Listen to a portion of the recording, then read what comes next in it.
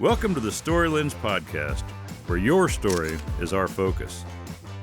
We explore wealth, legacy, and purpose through a process that starts with deep listening and leads to one-of-a-kind strategies. At StoryOne, we believe the best planning begins with you. Welcome to the Story Lens podcast, where we explore how stewardship, structure, and story come together to shape lasting legacies. Today, we're exploring the world of impact investing, an impact-driven approach to building a portfolio that doesn't just grow wealth, but channels it towards lasting good. And there's no better person to guide us through that conversation than Aimee Minnich.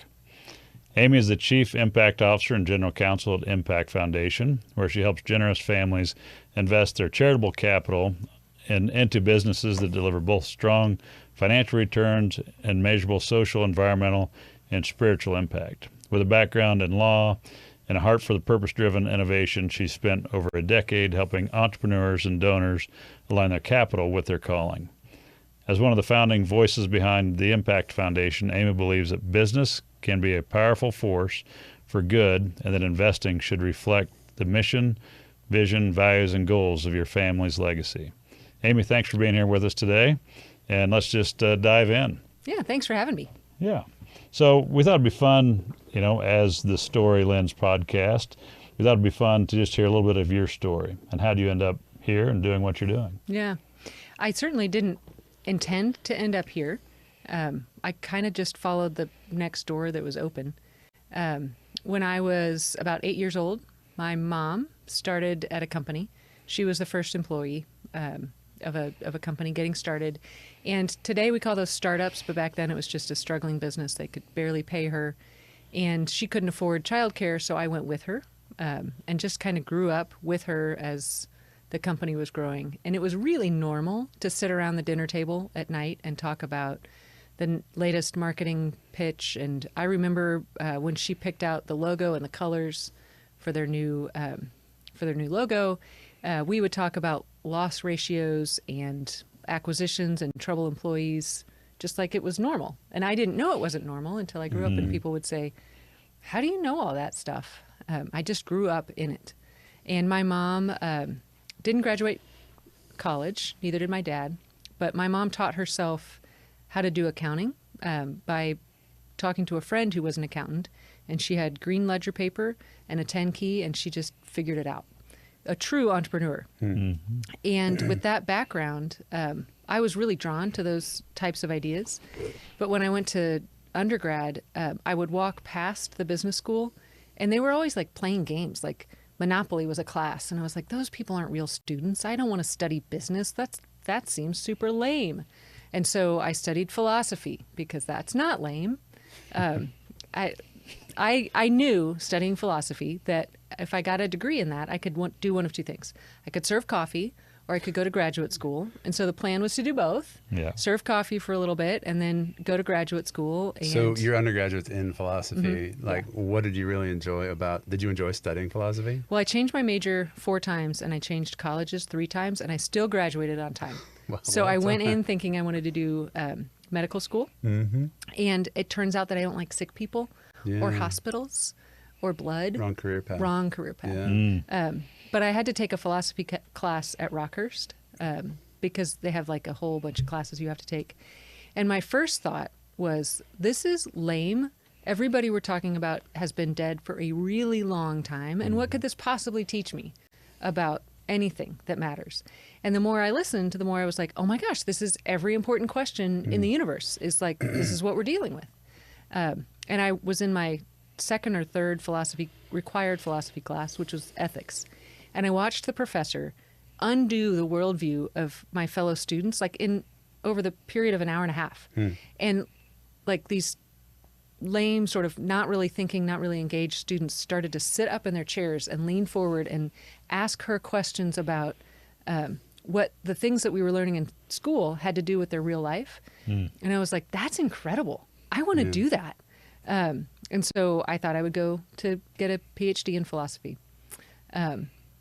But I did 2 things instead. I took the LSAT and I took the GMAT and I took the GRE. Just covering your bases there. Yeah, right. Just take them all. And I did super okay on the GRE and the GMAT, like just super average. And on the LSAT, I did well enough to get a full ride to law school. So I figured I should probably go to law school. I mean, I'm not dumb. So that's what I did. I went to law school. And I still had this background with the family business and thought that was all really interesting. And I'd worked at Starbucks enough to know that I didn't want to have to work my way through the management channels to get to the place where I was doing something interesting, making the decisions that impacted the people in the store. So I was like, well, if I could probably jump ahead a few rungs by going to law school. And I wanted to study like what informs the decisions that businesses make. So I figured tax law, because like that's at least 50% of the reason people do stuff in business is to And when we're looking for taxes. Exciting things to study. Exactly. Is anybody guiding you or mentoring you in this process, or is this just Aimee trying to kind of navigate and figure it out? Yeah. Okay. There were a lot of people I would ask questions of, Yeah. but no, I'm just figuring it out. So my law school advisor said, you know why people become tax attorneys? Because they don't have enough personality to be an actuary. Oh, sweet. Yeah. Yeah. Kind of true. Yeah, a little bit. But did you show up in law school and be like, was there a question in your mind of like, why am I here? Am I actually? Oh, absolutely. Or was it like immediate, like, I love for sure. this? No, I hated it. Yeah. The entire first year, I was like, it is a darn good thing I got a full ride, because otherwise I would think I was in the wrong place. Yeah. Actually, it started to get better for a couple of years at the end of law school. And then I got pregnant while I was in law school. I had been married the whole time through law school. Just, clarification. yeah, Yeah, it's kind of helpful. Anyway, got pregnant, graduated pregnant, started the job pregnant, and I think I had like 10 weeks off, during which time I took my second bar exam. And I went back to work at the firm, dropped my little baby off at the babysitter's house, and was driving downtown thinking, gosh, I don't think I like money or power enough to make this work. Because I couldn't figure out any other reason why people would want to do that forever. I walked into the corner office of the partner whose name was on the firm. And we're just having a conversation. And he has piles of paper sitting around on his desk. And then there's another table with piles of paper. And so I look at one of them, I'm like, tell me about this client or something. I don't remember what question I asked, but he said, you know, every one of these files, I've been serving these people for 40 years. And I went, internally, this is the wrong place for me. Doing the same thing for the same people for 40 years sounds like death. And so I was like, what is it that drives these people who come to this firm and work every day? It could only be money or power. Obviously, there are other things than that. But in my 27-year-old brain, I couldn't figure out why anybody would want to be a lawyer. I know now that some people are built for that, and they're good at it, and they should keep doing that. But it was not who I am. Yeah. So anyway, that was kind of a long story. I still haven't gotten to how I got here, but I got you to 27. That's a great story. You probably don't remember this, but so I always wanted to go to law school. Well, always that's far-fetched. Like the last 2 years of college, I was like, oh, law school sounds great. International Justice Mission kind of caught my attention. My wife had gotten a chapter started at James Madison University. I was like, this just seems super valuable, right? Like serving the poor in a very unique way. But you know, I graduated, then I ended up teaching and doing that, and you know, it was always like, I'll teach for 2 years, I'll get this, and then I'll go to law school, and then I'll teach for 5 years, then I'll go to law school. So 10 years in, I still haven't gone to law school, and you know, I started working with John, and I'll admit I'm 43. I'm still like, could I start now? Yeah. But I ran into you maybe a year after I'd started with John, and I was like, you went to law school. Like, do you think I'm crazy to do it? And you said, yeah, just go and get C's. Just go enjoy the learning and get C's and don't worry about it. Yeah. I was like, that sounds kind of great. Yeah. Obviously. If you get C's, you get to be the boss, too. Yeah, that's what they say. That's true. Yeah. So anyway. Yeah, because I would do it differently now, but I'm so glad I don't have to. It's just done. Do you feel like it was like when you look back and say, okay, like, did your law degree open a lot of doors for you? 1,000%. It's been totally beneficial. Absolutely. Yeah. I could not do what I'm doing if I had not gone to law school. Yeah.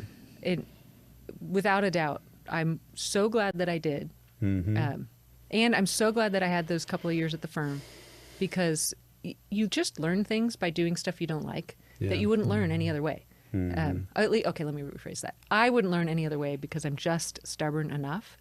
And so having to push through and do things that aren't within your natural skill set and do things for people that you don't so much enjoy, there's really valuable lessons in that. I'm just glad I'm not there anymore. Yeah, sure. Well, in law school, I mean, it's a fantastic liberal arts education. Yeah. From a standpoint of thinking critically. I mean, literally like yeah. The unfortunate thing is the muscle it teaches you to flex as well. Like, I could actually argue both sides of this. Yes. I have 3 kids, and one of them is just built to go to law school. He's halfway through his law degree, I'm convinced. At 14, he's figured it out. Yeah. So did you have like this muscle for justice and to have impact and to do things of purpose and meaning? Is that like from little Aimee, or was there a triggering event in your life where you you saw something and it opened your eyes to a different way of thinking, or kind of how'd you get there? I have always been discontent, which is the best way that I could describe it. Just sort of like going through life wondering, why does it have to be this way? Why does that problem still exist? Why is this group of people continually not able to, why is this neighborhood? Why is it this way? And also, never have I ever been able to be content with what most people seem to be content with. And I thought I just figured something's broken in me. But that sort of sense of discontent has driven me to the Lord, but also to seek answers to things. And, at 44, I have less answers now than I did at 27. But I have learned where to go to ask questions and who to listen to, which has helped. Yeah. So not so much a triggering event as just a sort of an inborn sense of, So like, is that like you wrestle with that discontentment, or it sounds like you've actually used it to an advantage to some extent? Yeah. Both. Yeah. Through lots of counseling and lots of running. But it's definitely both. I sometimes wish that I could just deliver mail. Like, being a mail person looks like the perfect job, because you take the mail, you walk every day, you're out in nature. There isn't anybody to tell you that you didn't do it right. Like, nobody's even home. If you do it, great. If you miss a day, you can be there tomorrow. You're probably not checking your emails at 11. And I understand that that's an over-glamorized version of delivering mail, but I've said that to some people, and like, you could never do that. You would never be content with that. I've done a number of like self-assessment things, and routinely people who give me the results back say, if there wasn't a problem for you to fix, you'd make a problem so you could fix it. I know somebody like that, actually. Yeah. Yeah. My co-founder and I are both like that. It's a bit problematic. It is, yes. Yeah. Which is why he and I both have outlets outside of work, because you can. A good organization that's growing and sustainable doesn't have actually that many problems to fix. A lot of entrepreneurs will over-engineer and break things so they can fix them. Yeah. But if you have an outlet outside of work, that helps. Yeah. So, I mean, that kind of segues, like thinking about impact and investing and thinking about there's always something broken, right? There's always problems to solve. And really, I think the idea behind impact investing is you're at the cutting edge of that all the time. And so is that a part of how you ended up in this space, or? Absolutely. Yeah. Yeah. So working at the law firm, not super happy, not feeling like, I felt like a fish out of water. That was clearly not where I was supposed to stay. And my mom had started that company when I was 8. They'd taken the company public, and in the process of going public, they'd gotten some estate planning advice. They set up a private foundation, which has really great benefits for some people if you like to follow rules, which my parents were not rule followers. They should not have had a private foundation, so they converted it to a donor advised fund. And I met the guy that helped them do that. And we just had coffee. I figured, this guy knows everybody in Kansas City. Surely surely he knows somebody who needs a 27-year-old lawyer. And if you've met Bill High, he asks really good questions. And then he waits long enough for you to actually answer, which that's kind of unheard of, to actually wait for somebody to deliver the answer. And so he started the conversation with, we don't need any more lawyers. And I'm thinking, well, that's a really weird way to preface a conversation, because I was just here to see who you know. But I guess he wanted to be clear that he wasn't hiring. And at the end of an hour and a half, he said, I want you to pray about whether or not you're called to this work, because we think of this work in generosity as a calling. And I get to the car, and the conversation with the Lord goes something like this. I have no idea what calling is. Nobody's ever coached me in calling. I'm a 27-year-old woman. In 2007, I came up They don't through... talk about that in law school. No, there's no calling. Like, there's no discernment process for, like... So I don't know what that is, Lord, but I remember reading St. Irenaeus said, the glory of God is man fully alive. And that absolutely captivated my attention, because the idea that the creator of the universe can be more glorified when I'm operating as he intended me to, when I'm at my best, that's incredible. And I said to the Lord, I want to be a part of that.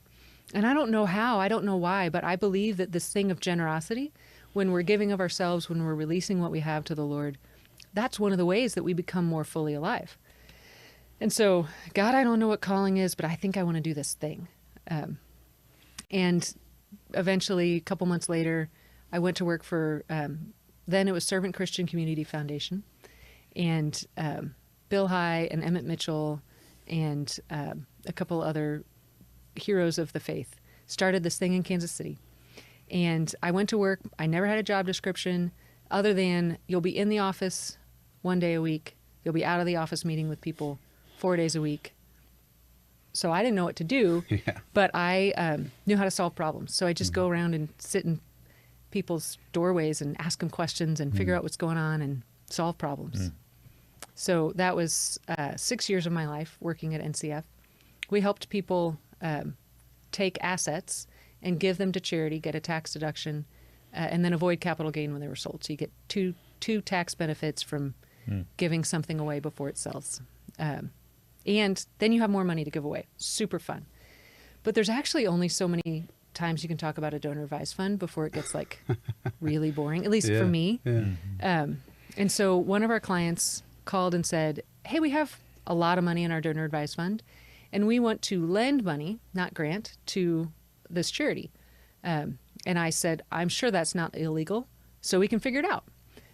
Because there's, like $1.5 trillion in private foundations and donor advised funds, and every large university has an endowment. It's invested in something. I bet we can probably invest it in $1 million as a loan to a charity.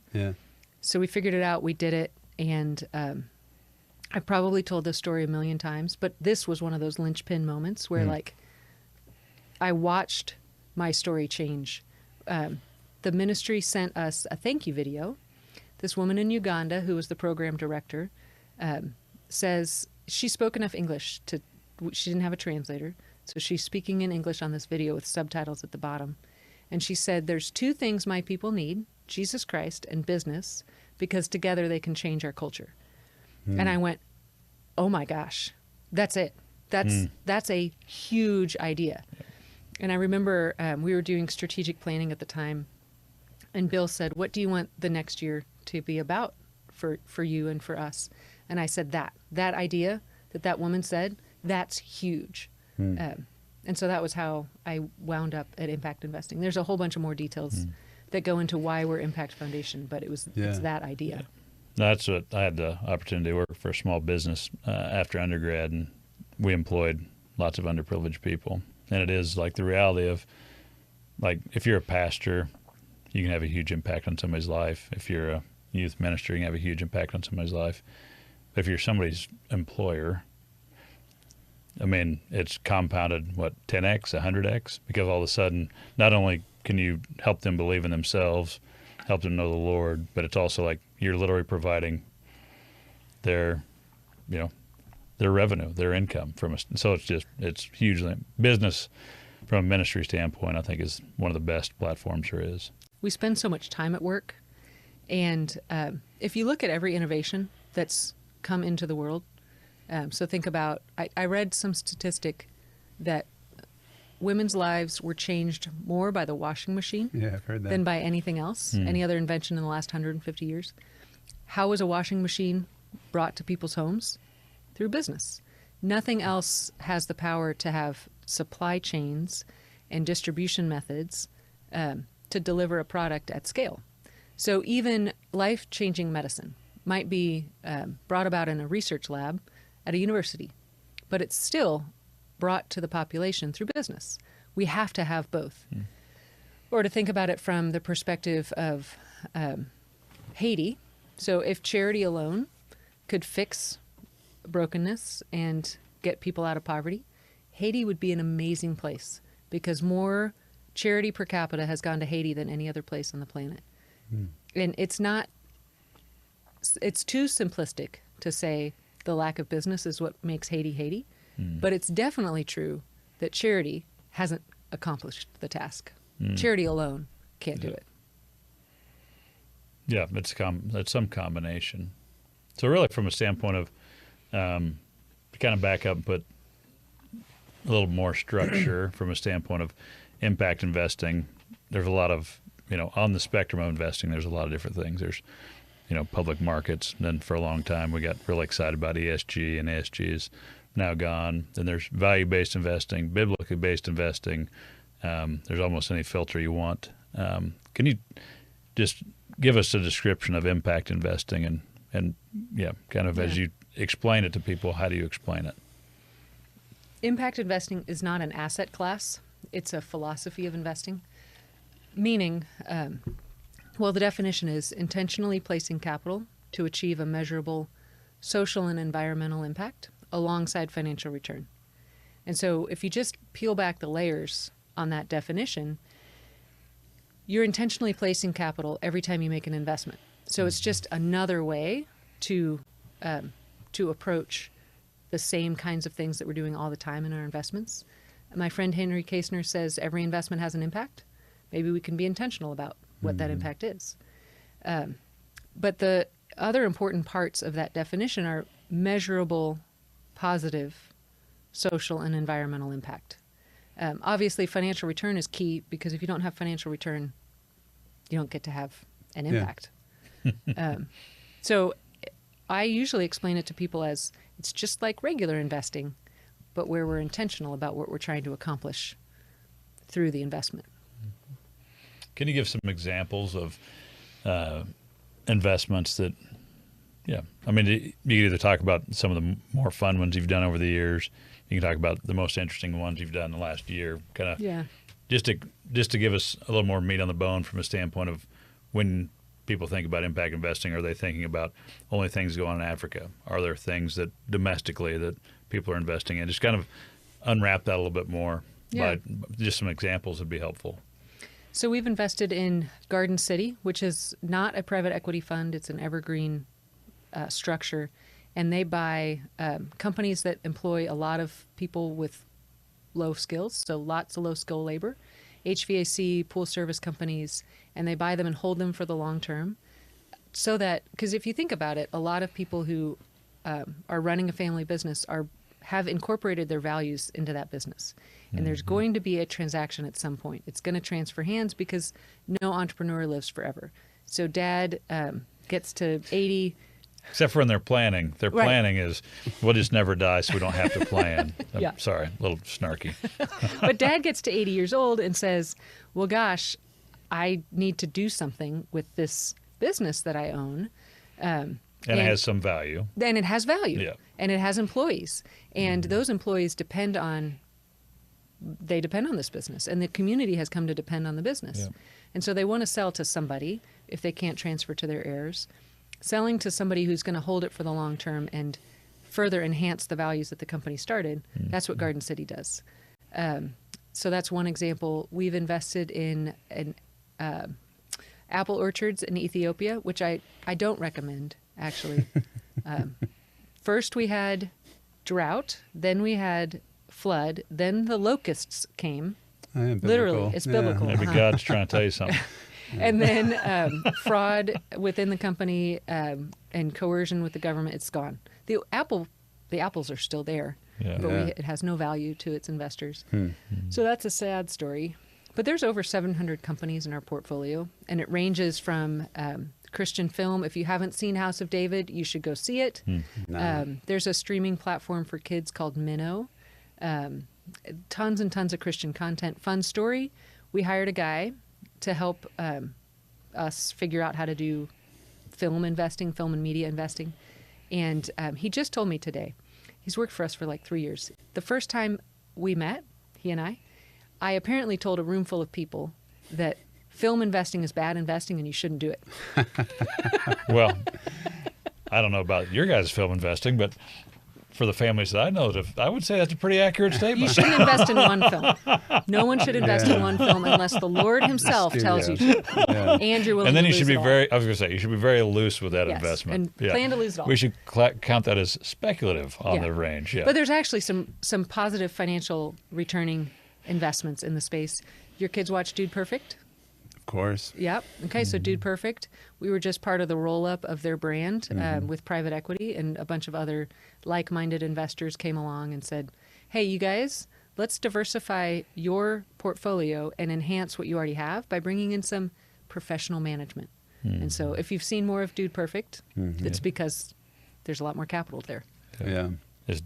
Are they the guys that throw things off of They bridges? they make shots. Yeah. That's what you guys should do. You guys should incorporate trick shots into your podcast to increase viewership. Yeah, that's a good idea. We're still brainstorming on this thing for sure, so we'll take it under consideration. Yeah. Okay, bring me back. I'm really good at that. So talk to us about vetting, like, because you can make an argument. It's already said, right? Everything has an impact, right? It's more just pointing that in a specific direction. So what needs to occur for it to be qualified as, impact investing or make it through the threshold, and how do you evaluate that? Well, so I'm accountable to my board, and my board is accountable to several national and state overseers. The Internal Revenue Service, they said, you guys can be tax exempt as a 501c3 public charity. And you are tax exempt if you do the things that you told us you were going to do. So we went to the IRS and we said, we're going to invest to achieve measurable outcomes in education, environmental stewardship, community development, poverty alleviation, evangelism and discipleship, and a couple of other things. And so we have to invest according to that mandate, or the IRS could come in and say, well, you're not doing what you said you would, and so you need to stop. Yeah. We're also accountable to the states. Every state has a form of the Uniform Prudent Management of Institutional Funds Act, UPMIFA, and it says you have to be prudent and well-diversified when you invest charitable assets. And so those two things create the guardrails that we have to operate within. And then there's a whole slew of regulations for donor-advised funds, and it's really boring.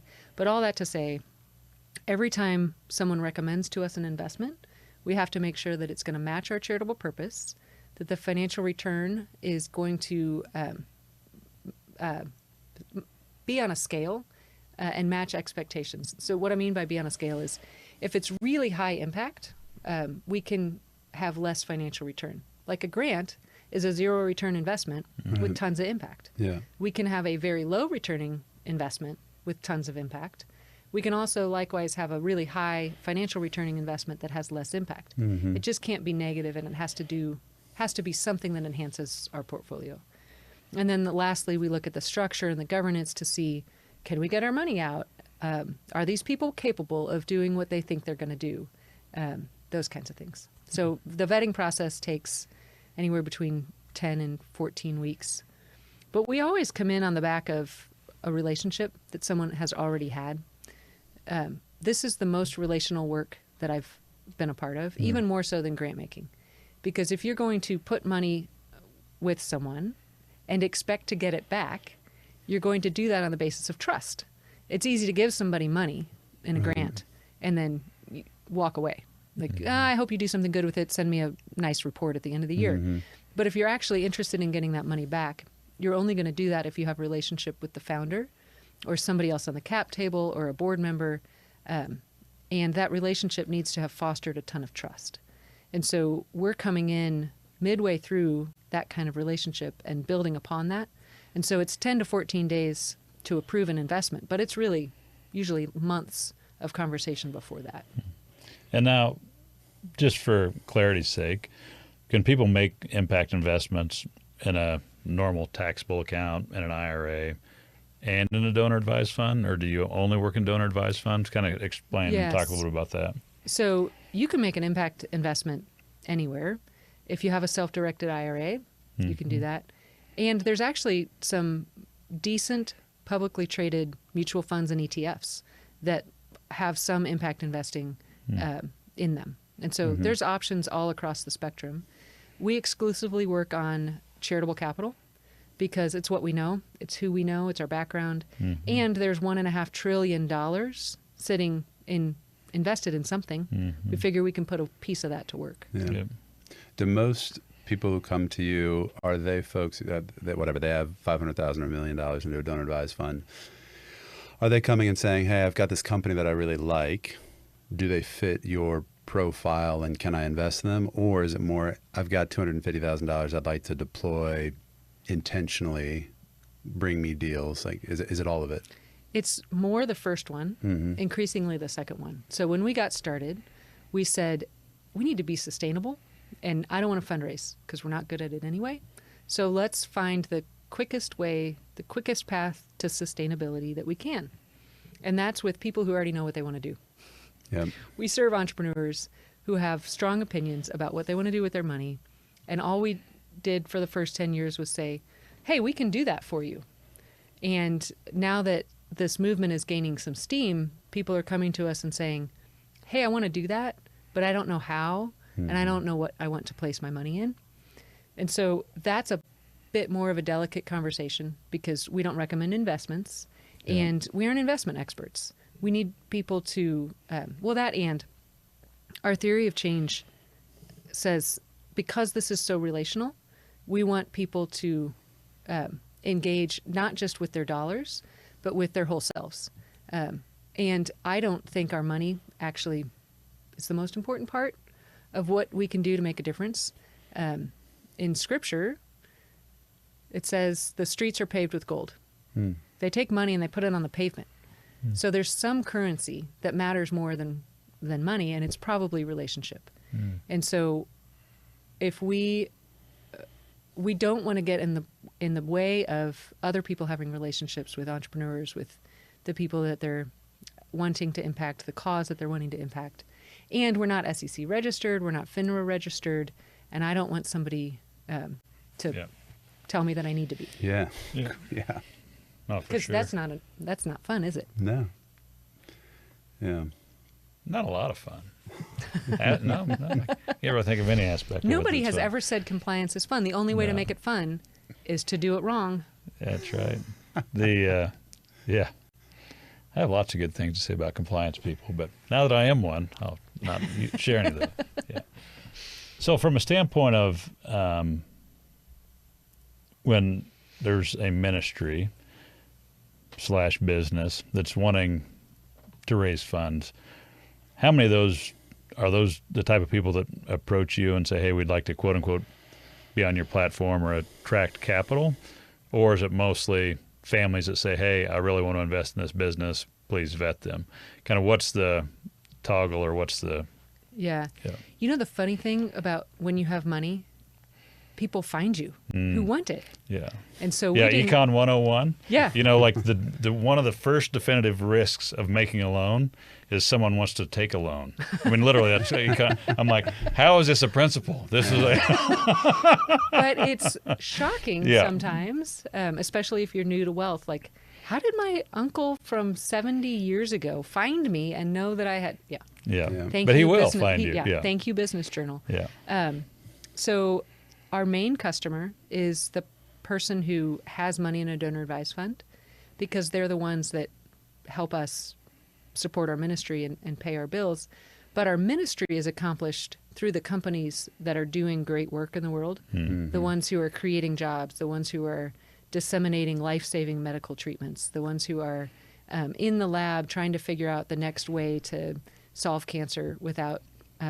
that's a company I talked to earlier this week. They have a cancer treatment that doesn't have side effects that they're testing in another country, hoping to get approval in the U.S. for clinical trials.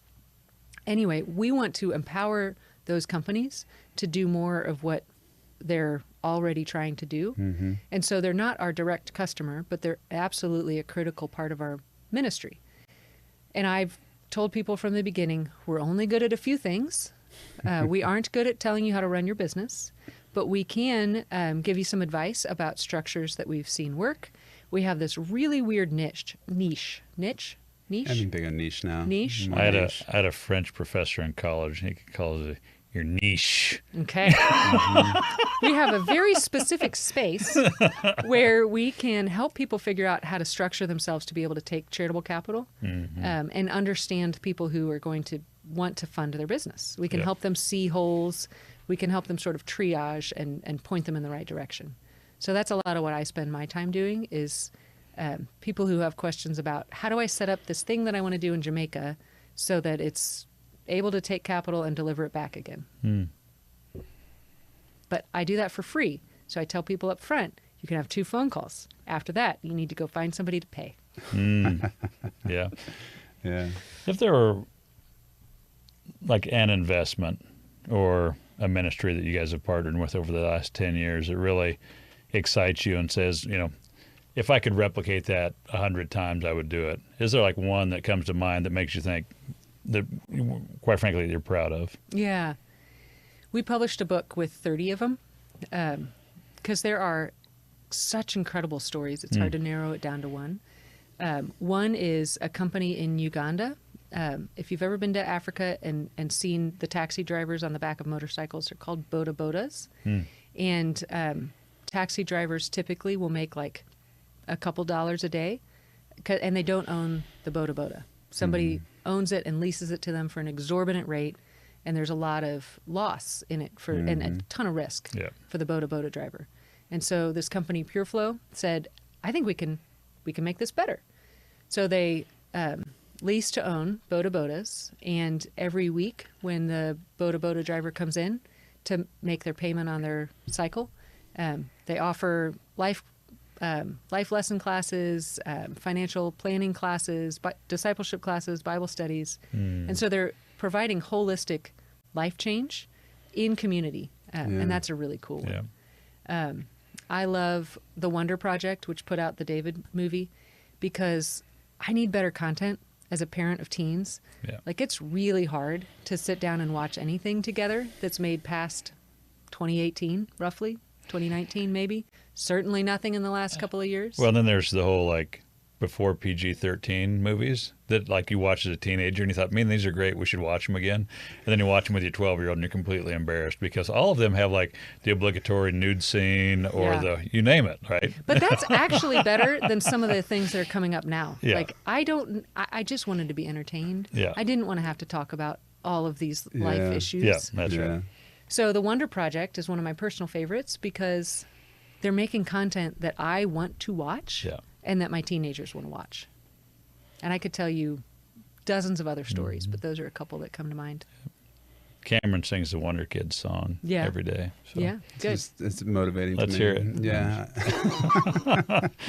No, I'm just kidding. So, Aimee, from a standpoint of if our listeners wanted to get in contact with you or get in touch with your group, how would they do that? What's the best way to connect with you? So we have a website, impactfoundation.org, and you can email me, Aimee@impactfoundation.org, but you shouldn't do that because I don't read my own email. You can just go straight to Christy@Impact Foundation. Yeah. And how do you spell Christy? Christy. Yeah. Cool. Cam, you have any more questions? Anything you want to chat about? No, it's just fun to hear your story. Fun to hear about the work you're doing. It is inspiring, and just I'm just kind of reveling in it. But Thanks for having me. Yeah. It was fun. Well, thanks for joining us. Really appreciate it. And for those of you who want to contact Aimee, please reach out to Christy at Impact Foundation. And for those of you who want to follow our show, please like and subscribe. Thanks again for joining us, and have a great day. Thank you for joining us on the StoryLens podcast. If you're navigating complex financial decisions, we're here to help. We know your story is anything but ordinary, and that's why we start there, because the right solutions are as unique as you are. StoryOne Family Office, LLC, or StoryOne is a registered investment advisor, RIA, registered with the United States Securities and Exchange Commission, SEC. Registration as an investment advisor does not imply a certain level of skill or training, and the content of this communication has not been approved or verified by the United States Securities and Exchange Commission or by any state securities authority. StoryOne renders individualized investment advice to persons in a particular state only after complying with the state's regulatory requirements or pursuant to an applicable state exemption or exclusion. All investments carry risk, and no investment strategy can guarantee a profit or protect from loss of capital. Past performance is not indicative of future results. This podcast is intended for informational purposes only and is not intended as the sole basis for financial decisions, nor shall this be construed as advice for the financial needs of any individual. StoryOne is not permitted to offer, and no statements made during this podcast should constitute legal or tax advice. The information contained herein has been compiled by independent third parties, have been obtained from sources who are believed to be reliable. However, accuracy and completeness cannot be guaranteed by StoryOne.